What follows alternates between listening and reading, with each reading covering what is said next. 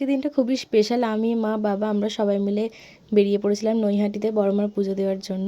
অনেকদিন থেকেই প্ল্যান হচ্ছিলো, বাট যাওয়ার হচ্ছিল না। তো দেখতেই পাচ্ছ আমরা প্রথমে স্টেশনে চলে গেলাম শেওড়াফুলিতে। শেওড়াফুলি থেকে চলে গেলাম চুঁচুড়া স্টেশনে। চুঁচুড়া স্টেশন থেকে আমরা টোটো করে গঙ্গার দিকে যাচ্ছিলাম। সেখানে লঞ্চে করে একবারে নৈহাটি পৌঁছে যাব। তো দেখতেই পাচ্ছ বাবা এখানে লঞ্চের টিকিটও কেটে নিল।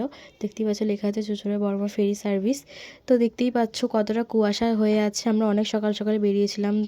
মাও এখানে হাই করে দিল। আসলে কুয়াশার জন্য না নদীর ওপারে কিছুই দেখা যাচ্ছিল না, একদম মনে হচ্ছিল যেন পুরো সমুদ্র। খুব সুন্দর লাগছিল দেখতে। আর অনেকটাই ঠান্ডা ছিল। সেদিন রবিবারে আমরা বেরিয়েছিলাম, যারা যারা জানো অনেকটাই ঠান্ডা ছিল। দেখতে পাচ্ছ ওপাশে একটা লঞ্চ যাচ্ছিল এবং আমাদের লঞ্চটাও ছেড়ে দিয়েছিল।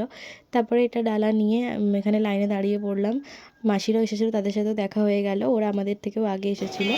তো দেখতেই পাচ্ছি আমি বড়মার ট্রিপ করেছিল, এটা বড়মার অনেক দিনের ইচ্ছা ছিল।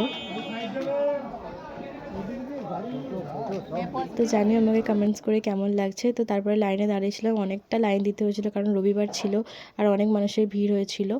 অনেকক্ষণ লাইন দেওয়ার পর অবশেষে বড়মাকে দেখতে পেলাম।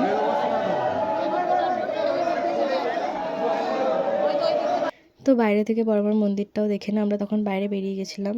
তো অনেকটাই খিদে পেয়ে গিয়েছিলো, পুরো নিরামিষ আইটেম ছিল যেহেতু পুজোর দিন আমরা সবাই নিরামিষই খাচ্ছিলাম। তো দেখতেই পাচ্ছ কী কী ছিল মেনুতে। তারপর একটু ঘোরাঘুরি করে আমরা আবার বাড়ির জন্য বেরিয়ে পড়লাম, কারণ বাড়ি তো ফিরতেই হতো। তো দেখতেই পাচ্ছ আমরা আবার লঞ্চে উঠে পড়লাম। আমাদের লঞ্চটা ছেড়েও দিয়েছিলো, এখন তবু মোটামুটি কুয়াশাটা কেটেছিল, তাই ওপাশটা দেখা যাচ্ছিলো। তো ট্রেনে উঠে আমি এগুলো কিনেছিলাম খাবার জন্য। তো আজকে ভিডিওটা এই পর্যন্তই, দেখা হচ্ছে আবার নেক্সট ভিডিওতে। ভিডিওটা ভালো লাগলে কিন্তু অবশ্যই লাইক করে চ্যানেলটাকে সাবস্ক্রাইব করে দিও। বাই।